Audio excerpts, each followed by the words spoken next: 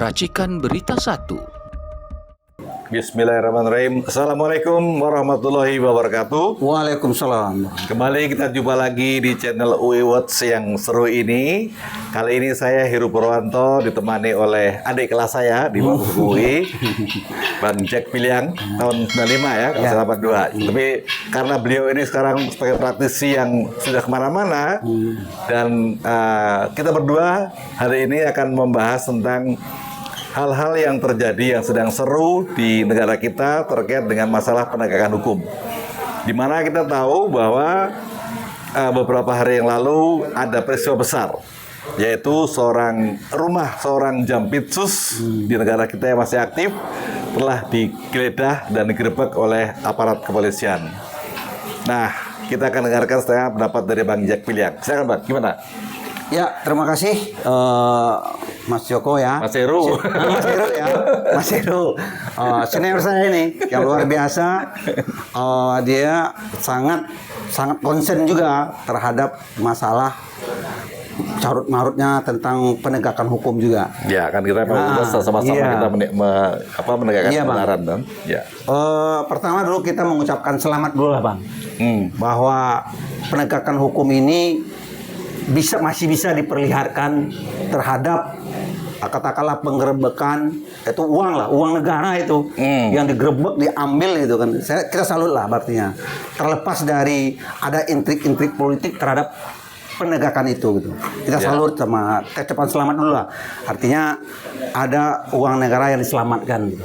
Kita nggak tahu uang negara itu dibawa kemana lagi gitu. Kita nggak tahu ya, Bang, ya. Jadi kalau kita bicara masalah hukumnya ya Bang, ini bicara masalah penggeledahan.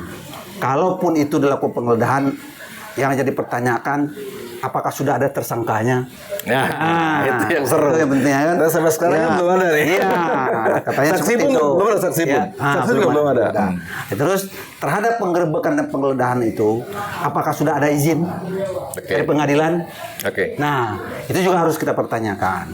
Katakanlah itu ada izin dari, kalau dalam keadaan kondisi darurat, memang KUHP nggak mengatur itu. Kalau nggak salah itu pasal 43 ya.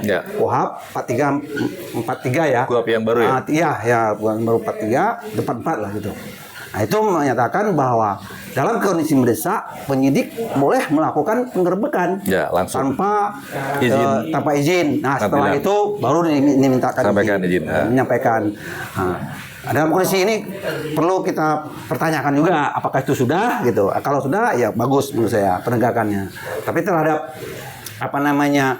tersangkanya sampai sekarang kenapa belum juga ada gitu.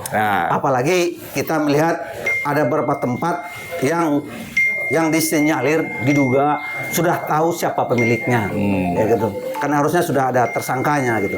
Jadi saya sangat mendukung sekali apa yang dilakukan oleh salah satu penegak hukum di pihak kepolisian gitu kan. Nah, termasuk juga ini sama-sama penegak hukum nih.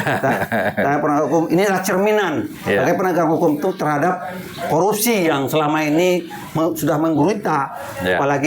Apalagi sama kan Bapak Presiden kita Prabowo sudah mencanangkan akan mengejar sampai ke Antartika. Itu kita sangat aplos banget itu.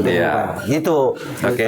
Nah sekarang gini, Bang Jack. Jadi ada rumor atau ada pendapat ya bahwa sebenarnya langkah penggeledahan ini adalah merupakan langkah atau upaya balas dendam karena Jampitsus beberapa hari lalu, beberapa minggu lalu melakukan penangkapan terhadap tokoh-tokoh berbintang dari kepolisian. Gimana gitu? Betul nggak tuh? Kalau istilah bahasa tersendiri ya, balas dendam. Kalau kita ya kalau memerangin korupsi ini mau balas dendam mau apa, memang harus keras seperti itu. Iya kan? Bukan-bukan. Bukan sekalian gitu. Dari pihak polisian juga harus membuka seperti itu. Kalau punya kewenangan, pakai kejaksaan juga punya, ya bongkar juga nggak apa-apa. Ya kalau memang kemarin alasannya yang membuka bahwa ada penangkapan juga terhadap MBG ya. gitu kan dari pihak kejaksaan, terus kejaksaan juga membongkar ya sudah apa-apa. Rakyat akan melihat, udah seperti itu. Mungkin penegakan hukum itu kerja, penegakan hukum tuh dimulai dulu dari aparat penegak hukumnya gitu. Nah, betul. Jadi istilahnya kalau mau nyapu, sapunya mesti bersih ya. Ya, betul Bang Heru. Jadi saya sangat apresiasi lah gitu. Begitu juga dengan pihak kejaksaan, jangan melindungi juga. Gitu. Jangan melindungi kalau memang itu terjadi, ya sudah serahkan kepada kepolisian yang lakukan penangkapan penggeledahan apa segala itu. Jadi nggak ada masalah. Kami ya maksudnya saya kan juga sebagai penegak hukum juga di situ sebagai pengacara atau advokat ya kita siap-siap aja dari sisi itu gitu. Jadi saya salut gitu. Nah, ini satu lagi nih ada hal yang menarik yang perlu kita mungkin belum banyak yang tahu ya. Bahwa konon sebentar lagi Jaksa Agung akan diganti. Ada penggantian Jaksa Agung. Sementara orang bilang calon atau yang paling kuat itu adalah dua pihak, dari Jampitsus atau dari Jamintel. Nah, sementara konon Jampitsus itu dekat sama salah satu pihak, Jamintel dekat sama pihak lain gitu. Jadi kira-kira prediksi apa gimana? Ini masalah penegakan dari internnya lembaga kejaksaan ya.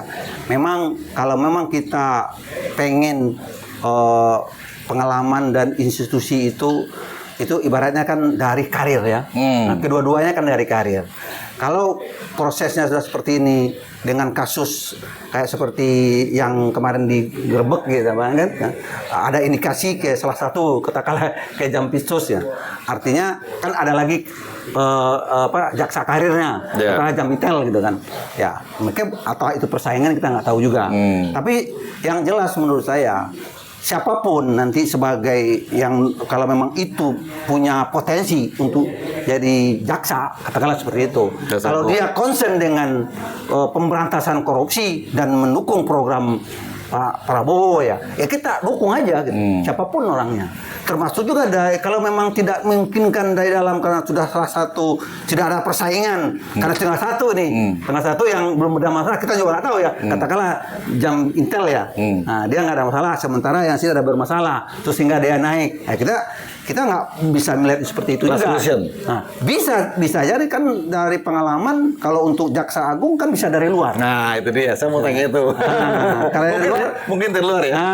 Mungkin ya. Bisa aja dimungkinkan. Kalau dengan kondisi sekarang ya untuk posisi sekarang siapa kira-kira yang di luar, yang mengerti hukum juga, yang konsen juga terhadap penegakan hukum, apalagi korupsi yang sudah sangat berbahaya lah. Karena dulu kita ingat Pak Marzuki Darusman ya, betul, kan Jaksa Agung udah bisa bagus tuh. Pak Rahman kalau nggak salah ya juga Rahman, tuh, itu senior kita juga Bang, senior kita itu.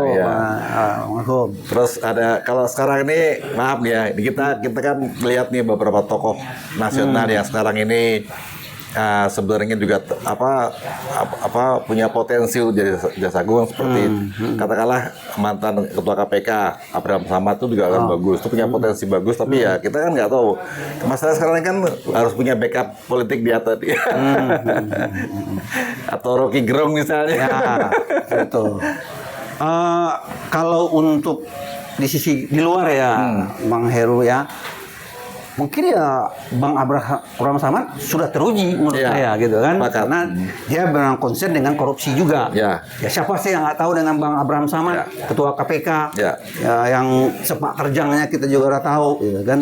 Nah, kalau terhadap Bang Rocky itu sebenarnya senior saya juga tuh Bang. Mungkin Bang ya. Bang Rocky itu di Fakultas Hukum ya. Bagus juga, teman yang selain dari sisi Bang Rocky kan lebih condongnya ke mana ya, untuk dalam politik, sisi prakteknya gitu.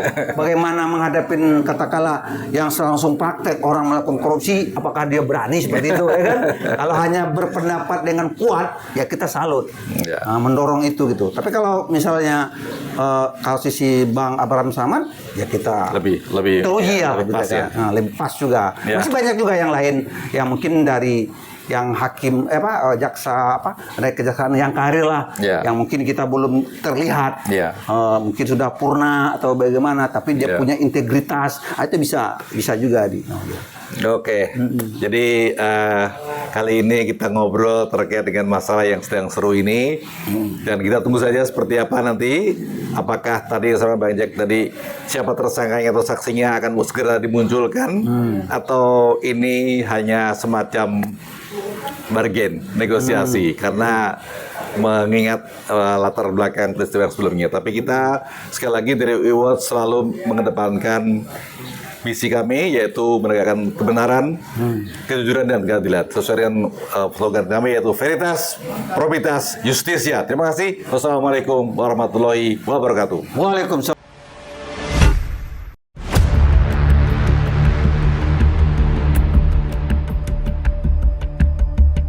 Racikan Berita 1.